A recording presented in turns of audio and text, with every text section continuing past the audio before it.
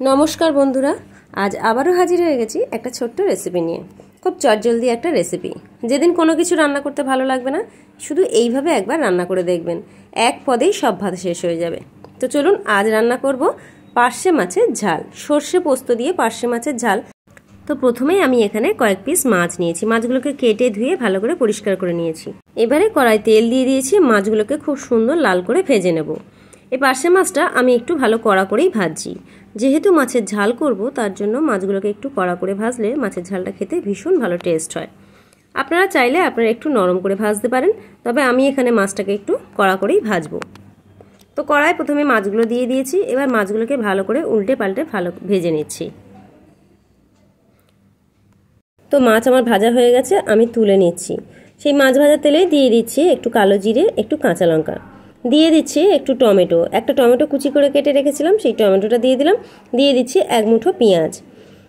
এবারে এই পেঁয়াজ আর টমেটোটাকে খুব ভালো করে একটু কষিয়ে নেব। পেঁয়াজ আর টমেটো একটু নাড়াচাড়া করে নিয়ে দিয়ে দিচ্ছি 1 চামচ হলুদ গুঁড়ো, পরিমাণ মতো লবণ, সামান্য একটু চিনি দিয়ে ভালো করে আবারও একটু নাড়িয়ে নেব। টমেটোটা যতক্ষণ না গলে যাচ্ছে ততক্ষণই এটাকে কিন্তু কষিয়ে নেব। দিয়ে দিচ্ছি সামান্য একটু কাশ্মীরি লঙ্কার গুঁড়ো। তো এবারে সবটা খুব ভালোভাবে একটু কষিয়ে নিচ্ছি। টমেটোটাকে কিন্তু একদম গলিয়ে নিতে হবে। তো যতই টমেটো আর পেঁয়াজটা ভালোভাবে কষে নেওয়া হবে, ততই কিন্তু তরকারিটার টেস্ট খুব সুন্দর আসবে। সাধারণত সর্ষে পোস্ত ঝালে কেউ টমেটো পেঁয়াজ দেয় না, তো আমি একটু এইভাবেই করি বাড়িতে। খেতে কিন্তু খুব দুর্দান্ত হয়, আর তাই আপনাদের সঙ্গে একটু শেয়ার করলাম। তো পেঁয়াজটা টমেটো দেখুন ভালোভাবে বেশ গলে গেছে। এবারে আমি এতে দিয়ে দিচ্ছি খুব সামান্য পরিমাণে জল। যেহেতু এখানে আলু দেব না, তো তার জন্য খুব অল্প পরিমাণে আমি এখানে জল দিয়ে দিচ্ছি। তো জল ঢেলে দিয়েছি পরিমাণ মতো। এবারে ঝোলটা একটু ফুটতে সময় দিতে হবে। ঝোল একটু ফুটে গেলে আমি এর মধ্যে দিয়ে দিচ্ছি 1 চামচ পরিমাণ সর্ষে পোস্ত বাটা। সর্ষে পোস্ত বাটা দিয়ে আবারও একটু ভালো করে নাড়াচাড়া করে নেব। ঝোল ফুটে গেছে। এবারে দিয়ে দিচ্ছি 1 মুঠো ধনেপাতা কুচি, আর দিয়ে দিলাম ভেজে রাখা মাছগুলো। মাছগুলো দিয়ে কিন্তু আমি খুব বেশিক্ষণ ফোটাবো না, মিনিট 5 ঝোলের মধ্যে মাছটা ফুটিয়ে নিয়ে ব্যাস আমি কিন্তু গ্যাসটা বন্ধ করে দেব। আর উপর থেকে নামানোর সময় দিয়ে দেবো 1 চামচ কাঁচা সর্ষের তেল, যাতে এই মাছের ঝালটা খেতে কিন্তু দুর্দান্ত টেস্ট লাগবে।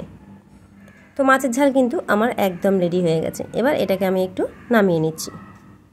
খুব সহজ আর খুব চটজলদি একটা রেসিপি। ভিডিওটা ভালো লাগলে প্লিজ আমার ভিডিওতে একটু লাইক, কমেন্ট, শেয়ার করবেন।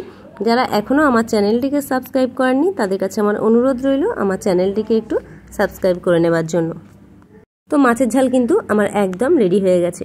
তো আজকের এই চটজলদি রেসিপি আপনাদের কেমন লাগলো অবশ্যই কিন্তু কমেন্টস করে জানাবেন। আর ভিডিওটা ভালো লাগলে প্লিজ আমার ভিডিওতে একটু লাইক, কমেন্ট, শেয়ার করে আমার পাশে থাকবেন। তো দেখা হচ্ছে আবারও কোনো নতুন ভিডিও নিয়ে। ভালো থাকবেন, সুস্থ থাকবেন।